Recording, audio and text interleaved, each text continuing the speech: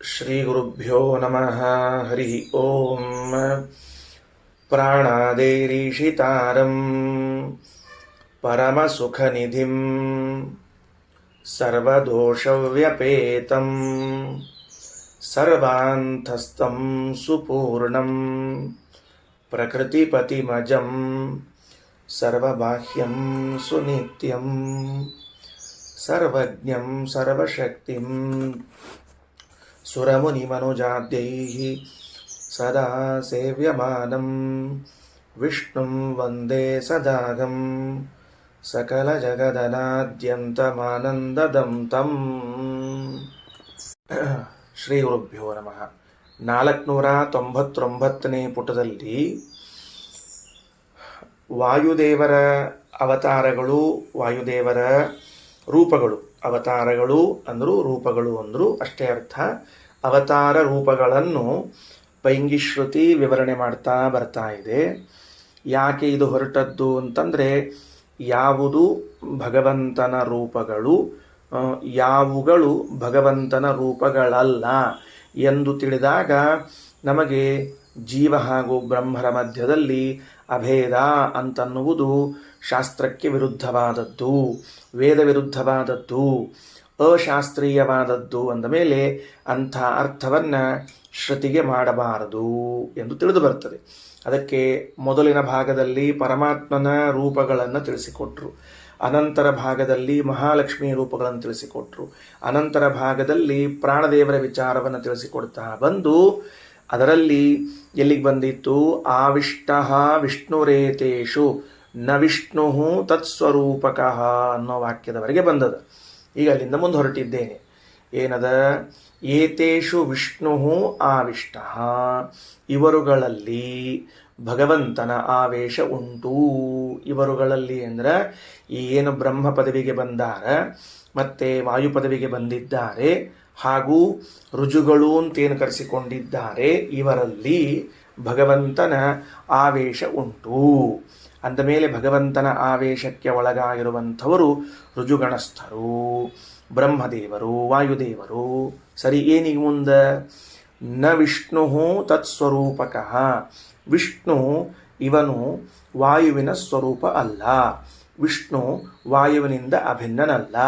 ಹಾಗಾಗಿ ವಾಯುದೇವರಿಗೂ ಭಗವಂತನಿಗೂ ಅಭೇದವನ್ನು ಹೇಳಬಾರದು.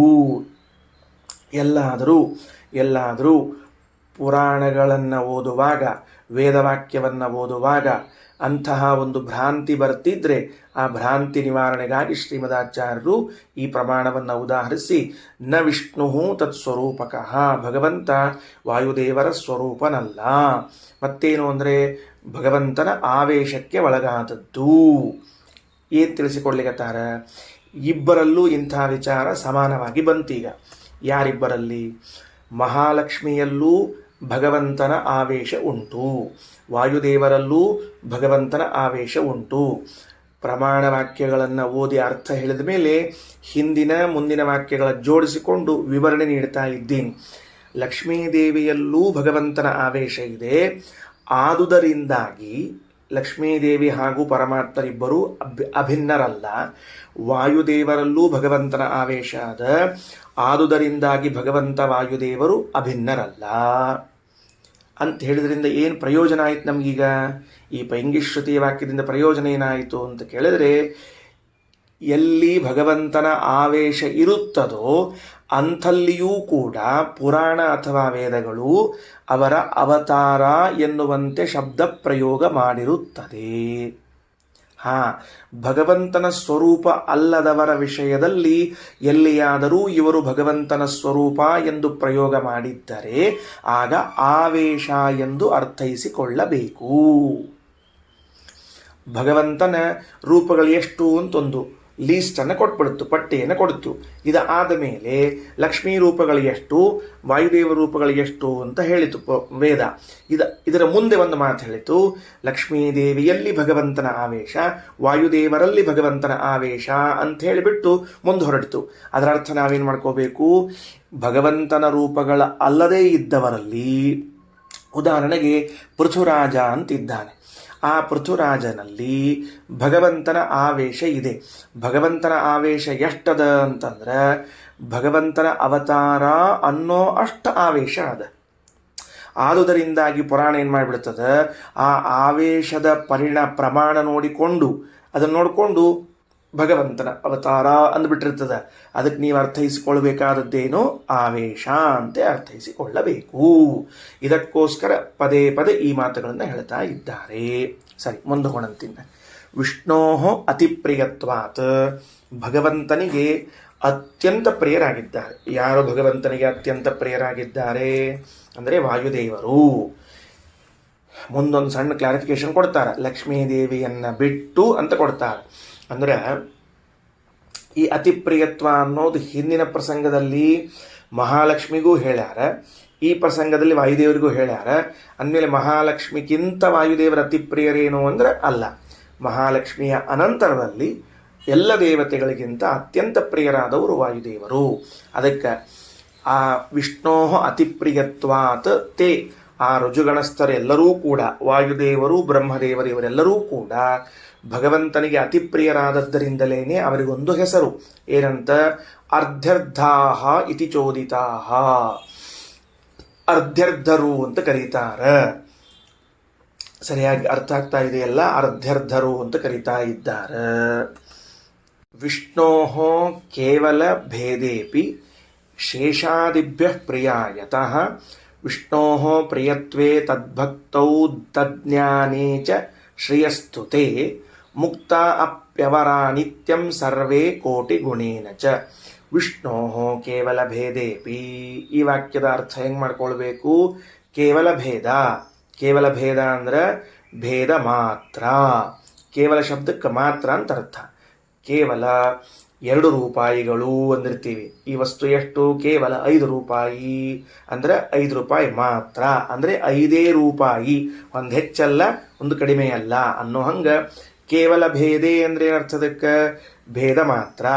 ವಾಯುದೇವರಿಗೂ ಪರಮಾತ್ಮನಿಗೂ ಭೇದವೇ ಇದೆ ಹೊರತಾಗಿ ಎಂದೆಂದು ಅಭೇದ ಇಲ್ಲ. ಶೇಷಾದಿಭ್ಯ ಪ್ರಿಯಾಯತಃ, ಈಗ ಶೇಷಾದಿಗಳಿಗಿಂತಲೂ ಅತ್ಯಂತ ಪ್ರಿಯರಾಗಿದ್ದಾರೆ ಅನ್ನೋ ಅರ್ಥದಲ್ಲಿ ಮೇಲೆ ವಿಷ್ಣೋ ಅತಿಪ್ರಿಯತ್ವಾತ್ ಅಂತ ಅರ್ಥವೇ ಹೊರತಾಗಿ ಲಕ್ಷ್ಮಿಗಿಂತಲೂ ಅನ್ನುವ ಅರ್ಥವನ್ನು ತಿಳಿಯಬಾರದು. ಹಾಗಾದರೆ ಏನು ಹೊಸ ಅಂಶ ತಿಳ್ಕೊಂಡ್ವಿ ನಾವಿವಾಗ, ವಾಯುದೇವರಲ್ಲಿ ಭಗವಂತನ ಆವೇಶ ಉಂಟು. ವಾಯುದೇವರಲ್ಲಿ ಭಗವಂತನ ಆವೇಶ ಇದ್ದದ್ದರಿಂದಾಗಿ ಎಲ್ಲಾದರೂ ಅಕಸ್ಮಾತ್ತಾಗಿ ವಾಯುದೇವರು ಭಗವಂತನ ಅವತಾರ ಅನ್ನೋ ಶಬ್ದಗಳು ಕೇಳಿಸಿ ಬಂದರೆ ಅದು ಆವೇಶವನ್ನು ಕುರಿತಾಗಿ ಮಾತಾಡಿದ್ದು ಅಂತ ತಿಳಿಬೇಕು. ಇಂತಹ ವಾಯುದೇವರು ಭಗವಂತನಿಗೆ ಶೇಷಾದಿ ದೇವತೆಗಳಿಗಿಂತ ಅತಿ ಪ್ರಿಯರಾಗಿದ್ದಾರೆ. ಹಾಗಾದರೆ ಶೇಷಾದಿ ದೇವತೆಗಳಿಗಿಂತ ವಾಯುದೇವರು ಅತಿಪ್ರಿಯರಾಗಿದ್ದಾರೆ, ಇದರ ಅರ್ಥವನ್ನು ನಾನು ಹೇಗೆ ಮಾಡಿಕೊಂಡೆ ಅಂತಂದರೆ, ಗರುಡಶೇಷಾದಿ ರುದ್ರಾದಿ ದೇವತೆಗಳು ಏನು ಸಾಧನೆಯನ್ನು ಮಾಡಿದ್ದಾರೋ ಆ ಎಲ್ಲ ಸಾಧನೆಗಳಿಗಿಂತಲೂ ಅತ್ಯಧಿಕವಾದ ಸಾಧನೆಯನ್ನು ವಾಯುದೇವರು ಮಾಡಿದ್ದರಿಂದಾಗಿ ವಾಯುದೇವರು ಭಗವಂತನಿಗೆ ಅತಿಪ್ರಿಯರಾಗಿದ್ದಾರೆ. ಹಾಗಾದರೆ ನಮ್ಮ ಸಾಧನೆಯನ್ನು ಹಿಡಿದುಕೊಂಡು ನಮ್ಮ ಸಾಧನೆಯ ಆಧಾರದ ಮೇಲೆ ನಾವು ಭಗವಂತನಿಗೆ ಪ್ರಿಯರಾಗ್ತೀವಿ, ಪ್ರೀತಿಪಾತ್ರರಾಗ್ತೀವಿ. ಇದು ಯಾವುದೋ ಇನ್ಫ್ಲೂಯೆನ್ಸ್ನಿಂದಾಗಲಿ, ಇನ್ಯಾವುದೋ ಕರ್ಮಧರ್ಮ ಸಂಯೋಗದಿಂದಾಗಲಿ, ಇನ್ಯಾರೋ ಮುಂಗೈ ಜೋರಿನಿಂದಾಗಿ ಆಗಿ ನಾವು ಭಗವಂತನಿಗೆ ಪ್ರಿಯರಾಗುವುದಿಲ್ಲ. ಭಗವಂತನಿಗೆ ಪ್ರಿಯರಾಗಬೇಕಾಗಿದ್ದು ನಮ್ಮ ಸಾಧನೆಗಳ ಮೂಲಕ ಪ್ರಿಯರಾಗಬೇಕು. ಆದ್ದರಿಂದ ಶೇಷಾದಿಭ್ಯ ಪ್ರಿಯ ಯತಃ, ಈ ಎಲ್ಲ ರುಜುಗಣಸ್ಥರೂ ಕೂಡ ಶೇಷದೇವರಿಗಿಂತಲೂ ಅಂದರೆ ಮುಗಿದೋಯ್ತು, ಉಳಿದ ಎಲ್ಲ ದೇವತೆಗಳು ಬಂದೇ ಬಿಟ್ರು, ಅವರಿಗಿಂತ ಪ್ರಿಯರಾಗಿದ್ದಾರೆ. ಇನ್ನು ಲಕ್ಷ್ಮೀದೇವಿಗಿಂತ ಅಲ್ಲ ಅಂತ ಮತ್ತೊಂದು ಸತಿ ಸ್ಪಷ್ಟಪಡಿಸ್ತಾರೆ. ಮುಕ್ತ ಅಪಿ, ಇವರೆಲ್ಲರೂ ಮುಕ್ತರಾದ ಮೇಲೂ ಕೂಡ ಅಲ್ಲ. ವಿಷ್ಣೋ ಪ್ರಿಯತ್ವೇ ತದ್ಭಕ್ತೌ ತಜ್ಞಾನೇ ಚ, ಭಗವಂತನ ಪ್ರೀತಿ ಪಾತ್ರರಾಗುವರಲ್ಲಿ, ಭಗವಂತನ ಭಕ್ತಿಯಲ್ಲಿ, ಭಗವಂತನ ಜ್ಞಾನದಲ್ಲಿ, ಈ ಎಲ್ಲ ವಿಷಯದಲ್ಲಿ ಶೇಷಾದಿಗಳಿಗಿಂತಲೂ ಅತ್ಯಂತ ಪ್ರಿಯರಾಗಿದ್ದಾರೆ. ಅಂದರೆ ಶೇಷದೇವರು ಮಾಡುವಂತಹ ಭಕ್ತಿಗಿಂತಲೂ ಅತ್ಯಧಿಕವಾದ ಭಕ್ತಿ ಮಾಡ್ತಾರೆ ವಾಯುದೇವರು. ಶೇಷದೇವರು ತಿಳಿದುಕೊಂಡದ್ದಕ್ಕಿಂತಲೂ ಅತ್ಯಧಿಕವಾದ ಜ್ಞಾನ ಉಂಟು ವಾಯುದೇವರಿಗೆ. ಆದ್ದರಿಂದ ವಿಷ್ಣುವಿನ ಅತಿಪ್ರೀತಿಗೆ ಪಾತ್ರರಾಗಿದ್ದಾರೆ. ಶ್ರೇಯಸ್ತು ತೇ ಲಕ್ಷ್ಮೀದೇವಿಗಿಂತಲಾದರೂ ತೇ ಅವರೆಲ್ಲರೂ ಮುಕ್ತಾಪ್ಯವರಾ ನಿತ್ಯಂ ಮುಕ್ತರಾದ ಮೇಲೂ ಕೂಡ ಲಕ್ಷ್ಮೀದೇವಿಗಿಂತ ಇವರೆಲ್ಲರೂ ಅಧಮರೇ ಆಗಿದ್ದಾರೆ. ಹೆಂಗಪ್ಪ ಅಂದ್ರೆ ಸರ್ವೇ ಕೋಟಿ ಗುಣದಿಂದ ಮಹಾಲಕ್ಷ್ಮಿಗಿಂತ ವಾಯುಬ್ರಹ್ಮರು ಕಡಿಮೆಯವರಾಗಿದ್ದಾರೆ. ಕೋಟಿ ಗುಣ ಅಂತಂದ್ರೆ ಇಲ್ಲಿ ರಘುತ್ತಮ ಸ್ವಾಮಿಗಳವರು ಏನರ್ಥ ಬರೀತಾರೆ ಅಂತಂದ್ರೆ, ಕೋಟಿ ಗುಣ ಅಂತನ್ನೋ ಶಬ್ದಕ್ಕೆ 1 ಗುಣ 2 ಗುಣ 3 ಗುಣ ಅಂತ ಹಿಂಗೆ ಅರ್ಥ ಮಾಡಬೇಡ್ರಿ. ಕೋಟಿ ಗುಣ ಅನ್ನೋ ಶಬ್ದಕ್ಕೆ ಗುಣ ಅಂದ್ರೆ ಗುಣನ ಮಲ್ಟಿಪ್ಲೈ ಮಾಡ್ರಿ ಅಂತಾರೆ. ಕೋಟಿ ಬಾರಿ ಆ ಗುಣಗಳಿಂದ, ವಾಯುಬ್ರಹ್ಮರಲ್ಲಿದ್ದ ಗುಣಗಳಿಂದ ಕೋಟಿ ಗುಣ ಅಂದ್ರೆ 1 2 3 4 5 ಕೋಟಿ ಇಷ್ಟು ಉತ್ತರವಿದ್ದಾಳೆ ಲಕ್ಷ್ಮೀದೇವಿ ಅಂದ್ರೆ ಅಲ್ಲ. ವಾಯುದೇವರಲ್ಲಿರುವಂತಹ ಎಲ್ಲ ಗುಣಗಳನ್ನು ಹಿಡಿದುಕೊಂಡು ಕೋಟಿ ಬಾರಿ ಗುಣಿಸಿದಾಗ ಎಷ್ಟಾಗ್ತದೋ ಅಷ್ಟು ಗುಣಗಳಿಂದ ಉತ್ತಮಳು ಅಂತನ್ನೋ ಅರ್ಥವನ್ನ ಮಾಡಿಕೊಳ್ಳಬೇಕು. ವ್ಯತ್ಯಾಸ ತಿಳಿತೋದಿಲ್ಲೋ? ನನ್ನಲ್ಲಿ ಒಂದು 100 ಗುಣ ಇದೆ ಅಂತ ಇಟ್ಕೊಳ್ರಿ. ಲಕ್ಷ್ಮೀದೇವಿ ಅದು ಮೇಲ್ನವರಲ್ಲಿ ಎಷ್ಟು ಗುಣ ಇದೆ ಅಂದರೆ ಕೋಟಿ ಗುಣದಿಂದ ಅಂತಂದ್ಬಿಟ್ರೆ, ಓಹೋ ನನ್ನಲ್ಲಿ 100 ಅವರಲ್ಲಿ ಕೋಟಿ ಗುಣಗಳವ, ನನಗಿಂತಲೂ ಕೋಟಿ ಗುಣ ಹೆಚ್ಚವ ಅವರಲ್ಲಿ, ಈ ಅಭಿಪ್ರಾಯದಲ್ಲಿ ಹೇಳಿದ್ದ ಅಲ್ಲ. ನನ್ನಲ್ಲಿರುವ ಎಲ್ಲ ಗುಣಗಳನ್ನು ಒಂದು ಕಡೆಗೆ ಚೀಲದಾಗ ತುಂಬಿಡ್ರಿ, ಈ ಚೀಲ ಗುಣಿಸು 1 ಕೋಟಿ ಮಾಡ್ರಿ, ಎಷ್ಟು ಬರ್ತದೋ ಅಷ್ಟು ಗುಣ ಅಂತ ಅರ್ಥ ಮಾಡಿಕೊಳ್ಬೇಕು ಅಂತ ರಘುತ್ತಮ ಸ್ವಾಮಿಗಳವರ ಅಭಿಪ್ರಾಯ. ಬಹಳ ಎತ್ತರಕ್ಕೆ ಹೋಗ್ಬಿಟ್ರು ಲಕ್ಷ್ಮೀದೇವಿ, ಬಹಳ ಎತ್ತರಕ್ಕೆ ಹೋದ್ರು ಮಹಾಲಕ್ಷ್ಮಿಯರು. ಅದಕ್ಕೆ ಸರ್ವೇ ಕೋಟಿ ಗುಣೇನ ಚ, ಇಷ್ಟೆಲ್ಲ ಗುಣಗಳಿಂದ ಅವರು ಉತ್ತಮರಾಗಿದ್ದಾರೆ ಅಂತ ಭಾವಿಸಬೇಕು. ಮುಂದಿನ ಸಾಲುಗಳಲ್ಲಿ ಸರಸ್ವತೀ ದೇವಿಯ ಬಗ್ಗೆ, ಭಾರತೀ ದೇವಿ ಬಗ್ಗೆ ಪರಿಚಯ ಮಾಡಿಸ್ತಾ ಇದ್ದಾರೆ. ಸರಸ್ವತಿ ಭಾರತೀಯರ ಪರಿಚಯ ಎಷ್ಟರವರೆಗೆ ಇದೆ ಅಂತನ್ನೋದನ್ನ ನೋಡಂತ. ಎಲ್ಲಿಂದ ಶುರುವಾಗ್ತದ? ಸರಸ್ವತಿ ಚ ಗಾಯತ್ರಿ ಅಂತ ಪ್ರಾರಂಭ ಆಗಿ ತೆಳಗ ಶೇಷ ಸದಾಶಿವ ಅನ್ನೋವರೆಗಿನ ಶ್ಲೋಕಗಳವರೆಗೂ ಕೂಡ ಭಾರತೀ ಸರಸ್ವತಿಯರ ಬಗ್ಗೆ ಹೇಳಲಿಕ್ಕೆ ಹೊರಟಿದ್ದಾರೆ. ಮೊದಲು ವಾಕ್ಯಗಳನ್ನು ಓದಿಬಿಡುತ್ತೇನೆ, ನೀವು ಬೆರಳಿಟ್ಟು ಬಾಯಲ್ಲಿ ನನ್ನ ಜೊತೆಗೆ ಹೇಳ್ಕೋತ ಬರ್ರಿ.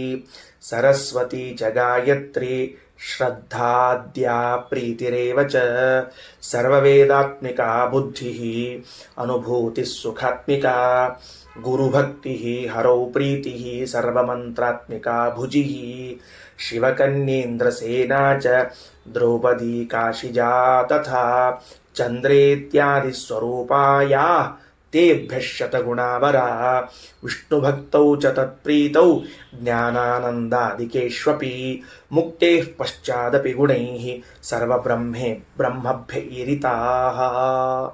ಇಲ್ಲಿವರೆಗೆ ಮುಗೀತು. ಇಷ್ಟಕ್ಕಿಷ್ಟೇ ನೀವೇನು ಮಾಡ್ಕೋಬೇಕು?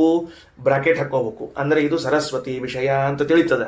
ಅಲ್ಲಿಂದ ಅಲ್ಲಿ ತನಕ ಏನು ಮಾಡ್ರಿ, ಒಂದು ಬ್ರಾಕೆಟ್ ಹಾಕ್ಕೊಂಡು ಬಾಜೂಕ ಬರ್ಕೊಂಡು ಇಟ್ಕೊಳ್ರಿ, ಸರಸ್ವತಿ ಭಾರತಿ ಸರಸ್ವತಿ ವಿಷಯ ಅಂತ ಬರ್ಕೊಳ್ರಿ. ಓಕೆ, ಏನದ, ಏನು ಹೇಳಲಿಕ್ಕೆ ಹೊರಟಾರ ನಾವು ಸೂಕ್ಷ್ಮವಾಗಿ ಗಮನಿಸೋಣ. ಹೊಸ ಅಂಶ. ಯಾಕಂದ್ರೆ ಸಾಮಾನ್ಯವಾಗಿ ವಾಯುದೇವರ ತನಕ ಮಹಿಮಾ ಗೊತ್ತಿರ್ತದೆ, ಉಳಿದವ್ರ ಮಹಿಮಾನು ಕೇಳಿರ್ತೀವಿ. ಭಾರತೀ ದೇವಿಯ ಮಹಿಮೆ ಬಗ್ಗೆ ಒಂದು ಹೊಸ ವಿಷಯಗಳವ, ಅದರಿಂದ ಕೇಳೋಣಂತ. ಎಲ್ಲಿ ತನಕ ಅಂದ್ರೆ ಚಂದ್ರ ಅನ್ನೋವರೆಗೂ ಕೂಡ ಭಾರತೀ ದೇವಿಯರ ಅಥವಾ ಹಿಂದೆ ಇದ್ದ ಸರಸ್ವತೀ ದೇವಿಯರ, ಅಂದರೆ ಹಿಂದೆ ಭಾರತೀಯಾದವರ ರೂಪವನ್ನು ಹೇಳ್ತಾ ಬರ್ತಿದ್ದಾರೆ. ಸರಸ್ವತಿ ಭಾರತಿ ಅಂತನ್ನುವ ಶಬ್ದಗಳನ್ನು ಜೊತೆಗೆ ಆಡಿದರೂ ಕೂಡ ಎಷ್ಟು ವ್ಯತ್ಯಾಸವನ್ನು ತಿಳಿಯಬೇಕು ಅಂದರೆ, ಸರಸ್ವತೀ ದೇವಿಯರಿಗೆ ಭೂಮಿಯಲ್ಲಿ ಅವತಾರವಿಲ್ಲ, ಭಾರತೀ ದೇವಿಯರಿಗೆ ಭೂಮಿಯಲ್ಲಿ ಅವತಾರ ಉಂಟು. ಸರಸ್ವತೀ ದೇವಿಯರಿಗೆ ಅಭಿಮಾನಿತ್ವ ಉಂಟು, ಭಾರತೀ ದೇವಿಯರಿಗೆ ಇದ್ದಂತೆ. ಅಂದರೆ ಈಗ ನಾವು ಎಲ್ಲೋ ಒಂದು ಕಡೆಗೆ ಭಾರತೀ ದೇವಿಯರು ಇಂತಹ ಒಂದು ವಸ್ತುವಿಗೆ ಅಭಿಮಾನಿಗಳು ಅಂತ ಹೇಳಿದ್ರೆ, ಅಲ್ಲಿ ಸರಸ್ವತೀ ದೇವಿಯರು ಅಭಿಮಾನಿಗಳು ಆಗಿರುತ್ತಾರೆ. ಭಾರತೀ ದೇವಿಯ ಇಂಥದ್ದು ಅವತಾರ ಅಂದರೆ ಸರಸ್ವತಿ ಅವತಾರ ಇರುವುದಿಲ್ಲ. ಇಷ್ಟು ವ್ಯತ್ಯಾಸ ಉಂಟು. ಅಂದ್ರೆ ಈಗ ಏನು ತಿಳ್ಕೊಳ್ಳೋದು, ಕಾಳಿ ಅಂತ ಒಂದು ಅವತಾರ ಇದೆ ಅಂತ ಇಟ್ಕೊಳ್ರಿ. ಯಾರದ್ದು? ಭಾರತೀ ದೇವಿಯರದ್ದು. ಮಹಾಭಾರತ ಕಾಲದಲ್ಲಿ ಕಾಶಿರಾಜನ ಕುಮಾರಿಯಾಗಿ ಕಾಳಿ ಅಂತ ಅವತಾರ ಮಾಡಿದ್ದಾರೆ. ಅದನ್ನು ಭಾರತೀ ದೇವಿಯ ಅವತಾರ ಅಂತ ಹೇಳ್ತಾ ಬಂದ್ವಿ. ಹಾಗಾದರೆ ಸರಸ್ವತಿಗೂ ಭಾರತಿಗೂ ಮತ್ತು ಸಮಾನವಾದದ್ದು ಅಂತ ಹೇಳಿದ್ರೆ ಸರಸ್ವತೀ ದೇವಿಯ ಅವತಾರವೂ ಇದೇನು ಅಂದ್ರೆ ಅಲ್ಲ. ಭಾರತೀ ದೇವಿಯ ಅವತಾರ. ಎಲ್ಲೋ ಒಂದು ವಸ್ತುವಿಗೆ ಅದಕ್ಕೆ ಅಭಿಮಾನಿಗಳಿದ್ದಾರೆ ಭಾರತೀ ದೇವಿ. ಅದಕ್ಕೆ ಸರಸ್ವತಿಗಳ ಅಭಿಮಾನಿಗಳು ಹೌದೋ ಅಲ್ಲೋ ಅಂದರೆ ಹೌದು, ಹೀಗೆ ತಿಳಿಬೇಕು. ವ್ಯತ್ಯಾಸ ಈಗ ತಗೊಳ್ರಿ, ಶಬ್ದ ನೋಡ್ರಿ. ಸರಸ್ವತಿ ಅನ್ನುವುದು ಇವೆಲ್ಲವೂ ಕೂಡ ಏನದ ತಿಳ್ಕೊಳ್ರಿ, ಇವು ರೂಪಗಳು ಅಂತ ಅರ್ಥ. ರೂಪಗಳು ಅಂತ. ಗಾಯತ್ರಿ ಶ್ರದ್ಧಾ, ಸರಸ್ವತಿ ಗಾಯತ್ರಿ ಶ್ರದ್ಧಾ ಆದ್ಯ ಪ್ರೀತಿ. ವಿಚಿತ್ರ ನೋಡ್ರಿ, ಒಂದು ಅವತಾರ ಅಂತೆ, ಒಂದು ರೂಪ ಅಂತೆ ಭಾರತೀ ದೇವಿ ಇರೋದು. ಪ್ರೀತಿ ಅಂತ ಒಂದು ರೂಪ ಅಂತೆ. ಸರ್ವವೇದ, ಬುದ್ಧಿ, ಅನುಭೂತಿ, ಸುಖ. ಭಾರತೀ ದೇವಿರದ್ದೊಂದು ರೂಪವೇ ಏನದ ಅಂದ್ರೆ ಸುಖ ಅಂತದ. ಭಾರಿ ಆಶ್ಚರ್ಯ ಆಗ್ತದೆ, ಅದು ಹೆಂಗೆ ಸುಖ ಅಂತ ಅನ್ನೋದೊಂದು ರೂಪ ಬಂತಪ್ಪ ಅಂತ ತಿಳಿದುಕೊಂಡು ಹೇಳಿ. ಅದಕ್ಕೆ ಅದನ್ನು ಸ್ವಲ್ಪ ಬೇರೆ ರೀತಿ ಅಂತ ತಿಳಿಸಿ ಲಘು ಅರ್ಥ ಆಗ್ತದೆ. ಆಶಾ ಅಂತ ತಿಳ್ಕೊಳ್ರಿ. ಆಶಾ ಅಂದ್ರೆ ಆ ಸಮಂತಾತ್ ಶಂ ಸುಖಂ ಯಸ್ಯಾಹ ಸ ಆಶಾ. ಪೂರ್ಣ ಸುಖ ಸ್ವರೂಪಳಾದದ್ದರಿಂದ ಭಾರತೀ ದೇವಿಗೆ ಆಶಾ ಎಂದು ಕರೆಯಬೇಕು ಅಂತ ಹಿಂದೆ ಛಾಂದೋಗ್ಯದಲ್ಲಿ ಬಂದದ. ಅದರಿಂದ ಸುಖ ಅಂದ್ರೆ ಆಶಾ ಅಂತನ್ನೋ ರೂಪ, ಹೆಸರು ಹೌದು ರೂಪವೂ ಹೌದು. ಅದಾದ ಮೇಲೆ ಎರಡು ಛಂದದ್ರಿ. ಗುರುಭಕ್ತಿ ಹರೌ ಪ್ರೀತಿ. ಗುರುಭಕ್ತಿ ಹರಿಪ್ರೀತಿ ಅಂತ ತಿಳಿದುಕೊಂಡು ಎರಡು ರೂಪಗಳಿವೆಯಂತೆ ಭಾರತೀ ದೇವಿಯರದ್ದು. ಎರಡು ರೂಪಗಳಿವೆಯಂತೆ ಭಾರತೀ ದೇವಿಯರದ್ದು. ಏನು ಆಶ್ಚರ್ಯ ಎಲ್ಲಾದರೂ. ಯಾಕೆ ಈ ಮಾತು ಹೇಳಿದೆ ಅಂತ ಹೇಳಿ ನೋಡಂತ ಸ್ವಲ್ಪ ಸ್ವಲ್ಪ ಸೂಕ್ಷ್ಮವಾಗಿ ಯಾರಾದರೂ ಠಕ್ಕಂತ ವಿಚಾರ ಮಾಡ್ತಾ ಇದ್ರೆ ಮಾಡಬೇಕು. ಏನಂತ, ಭಾರತೀ ದೇವಿಯರಿಗೆ ಗುರುಭಕ್ತಿ ಹರಿಭಕ್ತಿ. ಹರಿಪ್ರೀತಿ ಅಂದರೆ ಭಕ್ತಿ ಅಂತ ಅರ್ಥ. ಎರಡು ರೂಪಗಳು, ಗುರುಭಕ್ತಿ ಹರಿಭಕ್ತಿ ಎನ್ನುವಂತಹ ಎರಡು ರೂಪಗಳಿವೆ ಅಂತೆ. ಏನ್ರಿ ಹಿಂಗ, ಇದು ರೂಪನ? ಹೌದು ಅಂತಾರೆ. ಯಾಕೆ ಹಂಗೆ ಹೇಳಿದ್ರಿ? ಇರಬಹುದೇನೋ, ಇದ್ದದ್ದಕ್ಕೆ ಹೇಳ್ತಿಲ್ಲ, ಕಾರಣ ಇದ್ದದ್ದಕ್ಕೆ ಹೇಳಿಕತ್ತೀವಿ. ಹಿಂದಿನ ಪುಟದೊಳಗೆ 498 ಕೆಳಗಿನ ಸಾಲಿನೊಳಗೆ ಮೇಧಾ ಮುಕ್ತಿ ವಿಷ್ಣು ಭಕ್ತಿ ಆದಿಗೋಪೋ ಮಹಾಪ್ರಭು ಅಂತೇಳಿ ವಾಯುದೇವರಿಗೆ ವಿಷ್ಣು ಭಕ್ತಿ ಅಂತ ಒಂದು ರೂಪ ಅದ ಅಂತ ಹೇಳಿದ್ವಿ. ವಾಯುದೇವರಿಗೆ ವಿಷ್ಣು ಭಕ್ತಿ ಅಂತೊಂದು ರೂಪ ಇರುವುದಾದರೆ ತತ್ಪತ್ನಿಯಾದ ಭಾರತೀ ದೇವಿಯರಿಗೂ ವಿಷ್ಣು ಭಕ್ತಿ ಅಂತ ಒಂದು ರೂಪ ಇರಲೇಬೇಕು. ಅದಕ್ಕೆ ಇಲ್ಲಿ ಹೇಳ್ತಾರ, ಗುರುಭಕ್ತಿ ಹರೌ ಪ್ರೀತಿ. ಗುರುಭಕ್ತಿ ಹರಿಪ್ರೀತಿ ಎನ್ನುವಂತಹದ್ದು ಉಂಟು. ಹಾಗಾದರೆ ಗಂಡ ಹೆಂಡತಿಯರಿ ಇಬ್ಬರಿಗೂ ಕೂಡ ಎಂತಹ ರೂಪ ಇದೆ?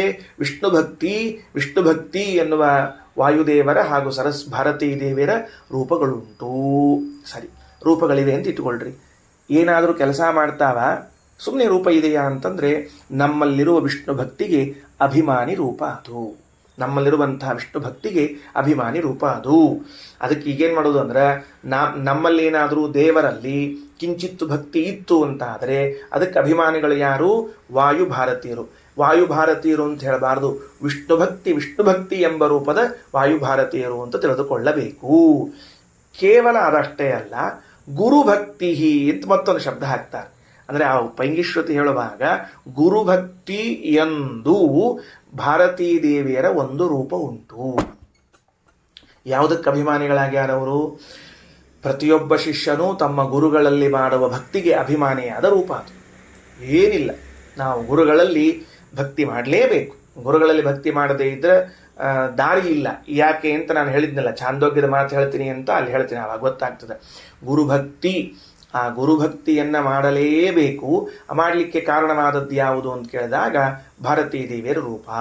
ಅದಾದಮೇಲೆ ಸರ್ವಮಂತ್ರ ಅಂತೊಂದದ, ಭುಜಿ ಅಂತೊಂದು ರೂಪ, ಶಿವಕನ್ಯಾ, ಇಂದ್ರಸೇನ, ದ್ರೌಪದಿ, ಕಾಶಿಜ, ಚಂದ್ರ ಇವರೆಲ್ಲರೂ ಕೂಡ ಏನಾಗ್ಯಾರಪ್ಪ? ಸ್ವರೂಪ ಯಾಹ ಇವರೆಲ್ಲರೂ ಕೂಡ ತೇಭ್ಯ ಹಿಂದೆ ಹೇಳಲಾದ ಬ್ರಹ್ಮವಾಯು ಮೊದಲಾದವರಿಗಿಂತಲೂ ಅಂದರೆ ರುಜುಗಣಸ್ಥರಿಗಿಂತಲೂ ಶತಗುಣ ಅವರಾಹ 100 ಗುಣಗಳಿಂದ ಕಡಿಮೆ ಇರು. ಅಂದ್ರೆ 100 ಅಂದ್ರೆ 100 ಪಟ್ಟು ಗುಣಿಸಬೇಕು ಅಂತ ಅರ್ಥ. ಮತ್ತೆ ಯಥಾ ಪ್ರಕಾರ ಅಲ್ಲಿ 100 ತಿಳಿಬಾರದು, 100 ಪಟ್ಟು. ಅಂದರೆ ವಿಷ್ಣು ಭಕ್ತೌ ಚ ತತ್ಪ್ರೀತೌ, ಭಗವಂತನ ಭಕ್ತಿಯಲ್ಲಿ, ಭಗವಂತನ ಪ್ರಿಯತ್ವದಲ್ಲಿ, ಜ್ಞಾನ ಆನಂದಾದಿಗಳಲ್ಲಿ ಎಲ್ಲದರಲ್ಲೂ ಕೂಡ 100 ಪಟ್ಟು ಕಡಿಮೆಯವರಾಗಿದ್ದಾರೆ. ಮುಕ್ತೇ ಪಶ್ಚಾದಪಿ ಸರ್ವೈಹಿ ಗುಣೈಸ್ಸರ್ವೈಃ ಬ್ರಹ್ಮಭೀರಿತಾ, ಮುಕ್ತರಾದ ಮೇಲೂ ಕೂಡ ಇವರು ಬ್ರಹ್ಮವಾಯುಗಳಿಗಿಂತ ಕಡಿಮೆಯವರೇ ಆಗಿರ್ತಾರೆ. ಸರಿ, 3 ಅಂಶವನ್ನು ತಿಳ್ಕೊಂಡು ನಾವೀಗ. 3 ಅಂಶ ಏನು ಅಂದರೆ, ಮೊದಲನೆಯದ್ದು ಭಾರತೀ ದೇವಿಯರ ರೂಪಗಳು ಎಷ್ಟು ಅಂತ ತಿಳ್ಕೊಂಡ್ವಿ. ಎರಡನೆಯದ್ದು ಇವರು ಬ್ರಹ್ಮವಾಯುಗಳಿಗಿಂತ ಎಷ್ಟು ಕಡಿಮೆ ಅಂತ ತಿಳ್ಕೊಂಡ್ವಿ. ಮೂರನೆಯದ್ದು ಮುಕ್ತಿಯಲ್ಲೂ ಕಡಿಮೆ ಅಂತ ತಿಳ್ಕೊಂಡ್ವಿ. ಏನಾಚಾರ, ಏನು ಭಾಳ ಫರಕ್ ಬೀಳಲಿಲ್ಲಲ್ಲ. ಕಡಿಮೆ ಅಂತ ತಿಳ್ಕೊಂಡೀವಿ ಅಂತ ಆದಮೇಲೆ ಮತ್ತು ಮುಕ್ತಿಯಲ್ಲೂ ಕಡಿಮೆ ಅಂತ ಯಾಕೆ ತಿಳ್ಕೋಬೇಕು ಅಂತಂದರೆ, ನನಗೆ ಹಿಂಗೆ ಅನಿಸ್ತದ, ಇದರ ಅಭಿಪ್ರಾಯ ನನಗೆ ಹಿಂಗೆ ಅನಿಸ್ತದ. ಇಲ್ಲಿ 100 ಗುಣಗಳಿಗಿಂತ 100 ಗುಣಗಳಂದರೆ 100 ಪಟ್ಟು ಕಡಿಮೆಯಾಗಲಿಕ್ಕೆ ಸಂಸಾರದಲ್ಲಿರುವಂತಹದ್ದೊಂದೇನೋ ವಿಶೇಷ ಇದ್ದು ಕಡಿಮೆ ಎನಿಸಿರಬಹುದು. ಸಂಸಾರ ನಿವೃತ್ತಿಯಾದ ಮೇಲೆ ಅದೇನು ಬಾಧಕ ಆಗ್ತಿತ್ತಲ್ಲ ಇವರಿಗೆ 100ರಷ್ಟು ಕಡಿಮೆ ಎನಿಸ್ಲಿಕ್ಕೆ, ಅದು ಹೊರಟೋಗಿ ಸಮ ಆಗಿರಬಹುದೇ ಅನ್ನುವ ಪ್ರಶ್ನೆ ಬರಬಹುದು. ಫಾರ್ ಎಕ್ಸಾಂಪಲ್ಲು, ಇಲ್ಲಿ ನಾವು ಲಿಂಗದೇಹದಿಂದ ಸಹಿತರಾದದ್ದರಿಂದ ನನಗೆ ನನ್ನ ಸ್ವರೂಪವೇ ಆದ ಆನಂದದ ಅಭಿವ್ಯಕ್ತಿ ಆಗ್ತಿಲ್ಲ. ವಿರಜಾನದಿ ಸ್ನಾನಾನಂತರದಲ್ಲಿ ಲಿಂಗದೇಹ ಹೊರಟೋದ ಕೂಡಲೇ ನನ್ನ ಸ್ವರೂಪ ಅಭಿವ್ಯಕ್ತಿ ಆಗ್ತದೆ. ಹಾಗಾದರೆ ಲಿಂಗದೇಹವೆಂಬ ಬಾಧಕವು ಇದ್ದದ್ದರಿಂದ, ಪ್ರತಿರೋಧವು ಇದ್ದದ್ದರಿಂದ ಸ್ವರೂಪದ ಅಭಿವ್ಯಕ್ತಿ ಆಗಿಲ್ಲ. ಹೇಗೋ ಹಾಗೆ ಸರಸ್ವತೀ ದೇವಿಯರು ವಾಯುಬ್ರಹ್ಮರಿಗಿಂತ 100 ಪಟ್ಟು ಕಡಿಮೆಯವರು. ಯಾಕಂದ್ರೆ ಈ ಸಂಸಾರದ್ದೊಂದೇನೋ ಅಂಟಿಕೊಂಡದ್ದ ಕಡಿಮೆ ಆಗಿರಬಹುದು. ಸಂಸಾರ ನಿವೃತ್ತಿಯಾದ ಮೇಲೆ ಅವರು ಸಮ ಆಗಬಹುದೇನು ಅಂದರೆ ಅಲ್ಲ. ಇದು ಸಂಸಾರದಲ್ಲಿಯ ಇರುವಿಕೆಗೂ ಮುಕ್ತಿಯಲ್ಲಿ ಇರುವಿಕೆಗೂ ಸಂಬಂಧಪಟ್ಟದ್ದಲ್ಲ, ಮತ್ತೆ ಸ್ವರೂಪಕ್ಕೆ ಸಂಬಂಧಪಟ್ಟದ್ದು ಅಂತಂದ ಮೇಲೆ ಯಾವ ವ್ಯಕ್ತಿಯ ಶರೀರ, ಯಾವ ವ್ಯಕ್ತಿಯ ದೇಹ ಅದು ಕಪ್ಪು ಬಣ್ಣದ್ದೋ ಕೆಂಪು ಬಣ್ಣದ್ದೋ ಆಗಿದೆ, ಅವನು ಬಿಳಿಯ ಶರ್ಟ್ ಹಾಕ್ಕೊಂಡ್ರೂ ಒಳಗಿನ ಶರೀರ ಕಪ್ಪು ಬಣ್ಣದ್ದೇ ಇರ್ತದೆ. ಅವನು ಕೆಂಪು ಶರ್ಟ್ ಹಾಕ್ಕೊಂಡ್ರೂ ಒಳಗಿನ ಶರೀರ ಕಪ್ಪು ಬಣ್ಣದ್ದೇ ಇರ್ತದೆ. ಹೆಂಗೋ ತದ್ವತ್ ಈ ಅಭಿಪ್ರಾಯವನ್ನು ತಿಳಿಸ್ಲಿಕ್ಕೆ ಮುಕ್ತಿಯಲ್ಲೂ ಕೂಡ ಅವರು ಕಡಿಮೆಯವರೇ ಆಗಿರುತ್ತಾರೆ. ಇದೇ ರೀತಿ ವಾಯುದೇವರಿಗೂ ಮತ್ತು ಲಕ್ಷ್ಮೀದೇವಿಗೂ ತಿಳಿತಕ್ಕದ್ದು. ಲಕ್ಷ್ಮೀದೇವಿಗೂ ವಾಯುದೇವರಿಗೂ ಕೋಟಿ ಗುಣದಿಂದ ಉತ್ತಮತ್ವ ಅಧಮತ್ವ ಉಂಟು. ಲಕ್ಷ್ಮೀದೇವಿ ಉತ್ತಮಳು, ಲಕ್ಷ್ಮೀದೇವಿಗಿಂತ ಅಧಮರು. ಹಾಗಾದರೆ ಇದು ಸಂಸಾರದಲ್ಲಿ ಮಾತ್ರ. ಸಂಸಾರ ನಿವೃತ್ತಿಯಾದ ಮೇಲೆ ಲಕ್ಷ್ಮೀದೇವಿಗೂ ಪ್ರಾಣದೇವರಿಗೂ ಸಾಮ್ಯ ಬರ್ತದೇನು ಅಂದರೆ ಇಲ್ಲ. ಮುಕ್ತೇ ಪಶ್ಚಾದಪಿ, ಮುಕ್ತರಾದ ಮೇಲೂ ಕೂಡ ಹಾಗೇ ಇರುತ್ತದೆ. ನೋಡ್ರಿ, ಒಂದು ವಿಷಯವನ್ನ ಹೆಂಗೆ ಬೇರೆ ಬೇರೆ ಮುಖದಿಂದ ಹೇಳ್ತದ. ಏನು ಬೇರೆ ಬೇರೆ ಹೇಳ್ತದ ಮುಖದಿಂದ ಅಂದ್ರೆ, ನನ್ನಲ್ಲಿರುವಂತಹ ಗುಣಗಳು ನನ್ನ ಸ್ವರೂಪವೇ ಆಗಿದೆ ಅಂತ ಹೇಳಬೇಕಾಗಿದೆ. ಸರಿನಾ? ನನ್ನಲ್ಲಿ ಗುಣಗಳವ, ಅವು ನನ್ನ ಸ್ವರೂಪವೇ ಆಗಿರಬೇಕು ಅಂತ ಹೇಳೋದಾದ್ರೆ ಅದನ್ನ ಹೆಂಗೆ ತಿಳಿಸ್ಬೇಕು? ಸಂಸಾರದಲ್ಲಿದ್ದಾಗ ಹೆಂಗಿದ್ದಾರ, ಮುಕ್ತರಾದ್ಮೇಲೆ ಅವ್ರು ಹಿಂಗೆ ಇರ್ತಾರ. ಅದರ ಅರ್ಥ ಗುಣಗಳು ಇವರ ಸ್ವರೂಪ. ಗುಣಗಳು ಇವರ ಸ್ವರೂಪ ಅನ್ನೋದನ್ನ ಹಿಂಗೆ ಬೇರೆ ಭಾಷೆಯಲ್ಲೂ ಹೇಳಲಿಕ್ಕೆ ಬರ್ತದ. ಮುಕ್ತೇಹೇ ಪಶ್ಚಾದಪಿ ಗುಣೈ ಸರ್ವೈ ಬ್ರಹ್ಮಾದಿಭ್ಯ ಈರಿತಾಹ. ಇದರ ಮೇಲೆ ನಾವು ತಿಳಿಯಬೇಕಾದ ಮತ್ತೆರಡು ಮಾತುಗಳು ಏನು ಅಂತ ಕೇಳಿದ್ರೆ, ಗುರುಭಕ್ತಿ ಹರಿಭಕ್ತಿ.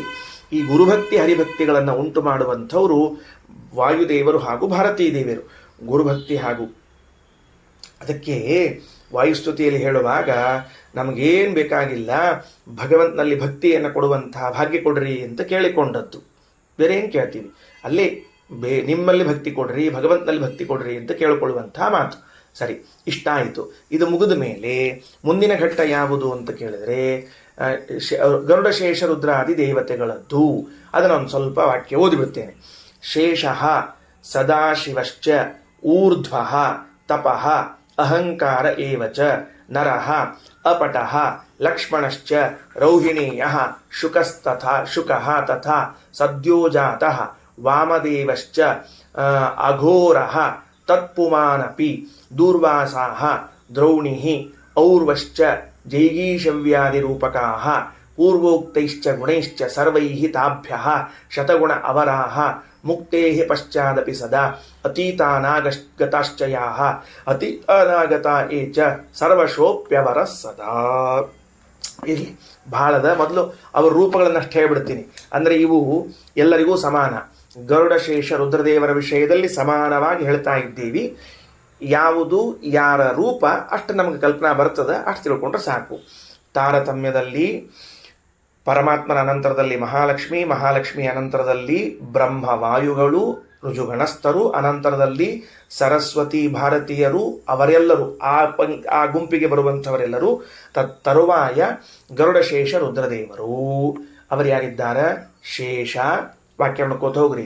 ಸದಾಶಿವ ಊರ್ಧ್ವ ತಪಃ ಅಹಂಕಾರಃ ನರಃ ಅಪಟಃ ಲಕ್ಷ್ಮಣಃ ಬಲರಾಮಃ ಶುಕಃ ಸದ್ಯೋಜಾತಃ ವಾಮದೇವಃ ಅಘೋರ ಅಂತ ಹೆಸರು, ತತ್ಪುರುಷ ಅಂತ ಹೆಸರು.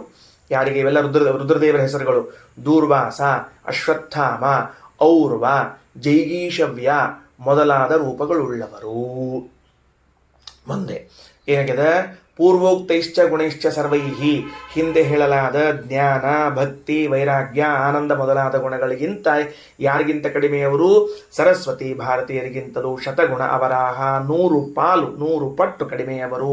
ಮುಕ್ತೇಹೇ ಪಶ್ಚಾದಪಿ, ಮುಕ್ತಿಗಿಂತಲೂ ಮುಕ್ತಿಯಾದ ಮೇಲೂ ಕೂಡ ಅಷ್ಟೇ ಇದ್ದಾರೆ. ಅಷ್ಟೇ ಅಲ್ಲ, ಅತೀತಾನಾಗತಾಶ್ಚಯ ಏ ಸರ್ವೇ ಸರ್ವಶೋಪ್ಯವರ ಸದಾ, ಹಿಂದೆ ಆಗಿ ಹೋದ ಮುಂದೆ ಆಗುವ, ಅಂದ್ರೆ ಮುಕ್ತಿಗೆ ಮೊದಲು ಮುಕ್ತಿಯ ಅನಂತರದಲ್ಲೂ ಕೂಡ ಯಾರ್ಯಾರು ಹಿಂದೆ ಆಗೋಗ್ಯಾರ ಮುಂದಾಗೋರಿದ್ದಾರ ಎಲ್ಲರೂ ಭಾರತೀ ಸರಸ್ವತಿಯರಿಗಿಂತ 100ರಷ್ಟು ಕಡಿಮೆ ಇದ್ದಾರ ಅಂತ ತಿಳ್ಕೊಳ್ಬೇಕು. ಮತ್ತೆ ಇದರಲ್ಲಿ ಏನು ವಿವಾದ ಇಲ್ಲ. ಇದರಲ್ಲಿ ನಾವು ತಿಳಿಬೇಕಾದದ್ದೇನು ಅಂದ್ರೆ ಊರ್ಧ್ವ ಅಂತ ಒಂದು, ತಪಃ ಅಂತ ಒಂದು, 2 ಶಬ್ದಗಳು. ಇದರ ವಿವರಣೆಯನ್ನು ಕೊಡ್ತೀನಿ. ಊರ್ಧ್ವ ಮತ್ತು ತಪ ಅನ್ನುವ ಹೆಸರುಗಳು ರುದ್ರದೇವರಿಗುಂಟು. ನ ಕೇವಲಂ ನಾಮ, ಬರೇ ಹೆಸರಲ್ಲ, ರೂಪಗಳಿವೆ. ಊರ್ಧ್ವ ಅನ್ನೋ ಒಂದು ರೂಪ, ತಪ ಅನ್ನೋ ಒಂದು ರೂಪ. ಯಾಕೆ ರುದ್ರದೇವರಿಗೆ ತಪಃ ಅಂತ ಹೆಸರು ಬಂದದ ಅಂದ್ರೆ, ಅವರು ಮಾಡಿದ ತಪಸ್ಸು ಅಂದ್ರೆ ವಾಯುದೇವರ ತರುವಾಯ ಅನನ್ಯಾದೃಶವಾದ ತಪಸ್ಸು. ಯಾವ ದೇವತೆಗಳು ಅಷ್ಟು ತಪಸ್ಸು ಮಾಡಲಿಕ್ಕೆ ಸಾಧ್ಯವಿಲ್ಲ. ಯಾಕೆಂದರೆ 10 ಕಲ್ಪಗಳ ಕಾಲ ಲೆಕ್ಕ ಇಟ್ಕೊಳ್ರಿ. 10 ಕಲ್ಪಗಳ ಕಾಲ ಅಂದರೆ ಬ್ರಹ್ಮದೇವರ 10 ದಿನಗಳು, ಅಕ್ಷರಶಃ 10 ದಿನ ಬ್ರಹ್ಮದೇವರದ್ದು. ಅಷ್ಟು ಕಾಲ ಉಪ್ಪು ನೀರಿನಲ್ಲಿ ಸಮುದ್ರದಲ್ಲಿ ಕುಳಿತುಕೊಂಡು ಒಂದು ತಪಸ್ಸು ಮಾಡಿದ್ದಾರೆ. ದಶಕಲ್ಪಂ ತಪಶ್ಚೀರ್ಣಂ ರುದ್ರೇಣ ಲವಣಾಂಭಸಿ. ಆಚಾರ್ಯನು ವ್ಯಾಖ್ಯಾನದಲ್ಲಿ ಹೇಳುವಾಗ ಆ ಮಾತು ಹೇಳ್ತಾರೆ. ದಶಕಲ್ಪಂ, ನಾವು ಹಿರಣ್ಯಕಶ್ಯಪನ ತಪಸ್ಸು ಕೇಳಿರ್ತೀವಿ, ಮತ್ತು ಇನ್ನೊಬ್ಬರ ತಪಸ್ಸು ಕೇಳಿರ್ತೀವಿ, ಅವ್ರ ತಪಸ್ಸು ಇವ್ರ ತಪಸ್ಸು ಅಂತ ತಿಳ್ಕೊಂಡು ಕೇಳಿರ್ತೀವಿ. ಇವು ಯಾವಲ್ಲ 1,000 ವರ್ಷ, 10,000 ವರ್ಷ, 20,000 ವರ್ಷ ಇಷ್ಟೇ. ಇಂದ್ರದೇವರ ತಪಸ್ಸು ಅಲ್ಲವೇ ಅಲ್ಲ. ಕಾಮನ ತಪಸ್ಸು ಅಲ್ಲವೇ ಅಲ್ಲ. ರುದ್ರದೇವರ ತಪಸ್ಸಿನ ಮುಂದೆ ಇವರು ಯಾರ್ದು ತಪಸ್ಸಿನ ಲೆಕ್ಕಕ್ಕೆ ಬರೋದಿಲ್ಲ. ಅಬ್ಬಾ ಹೌದಾ ಅಂದರೆ ಹೌದ್ರಿ. ಉಪ್ಪು ನೀರು ನೀವು ಎಷ್ಟೊತ್ತು ಕುಡಿಲಿಕ್ಕೆ ಸಾಧ್ಯ ಅದ? ಶಾಸ್ತ್ರ ಕೇಳ್ತದೆ, ಎಷ್ಟೊತ್ತು ಉಪ್ಪು ನೀರಿನಾಗ ಕೈ ಇಟ್ಕೊಂಡು ಕೂಡ್ತಿ? ಹಿಂಗಿಡು, 1 ತಾಸು ಕೈ ಇಟ್ಕೊಂಡು ಕೂಡ ಆಮೇಲೆ ಕೈ ತೆಗಿ, ನಿನ್ನ ಪರಿಸ್ಥಿತಿ ಏನಾಗಿರುತ್ತೆ ನೋಡ್ಕೋ ಉಪ್ಪು ನೀರಿನಾಗ. ಅಂಥದ್ದು 10 ದಿನಕಲ್ಪಗಳ ಕಾಲ ಬ್ರಹ್ಮದೇವರ 10 ದಿನಕಲ್ಪಗಳು ಅಂದರೆ ಎಷ್ಟು?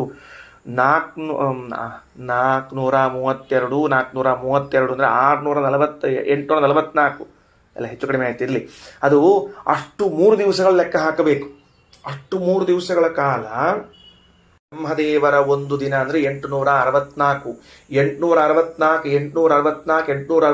ಈ 3 ದಿನಗಳು ಕಾಲ, ಇಷ್ಟು ಕೋಟಿ ವರ್ಷಗಳು ಮನುಷ್ಯಮಾನದ ಪ್ರಕಾರ, ಇಷ್ಟು ಕೋಟಿ ವರ್ಷಗಳ ಕಾಲ ರುದ್ರದೇವರು ಉಪ್ಪು ನೀರಿನಲ್ಲಿ ಇದ್ದು ತಪಸ್ಸು ಮಾಡಿದವರು.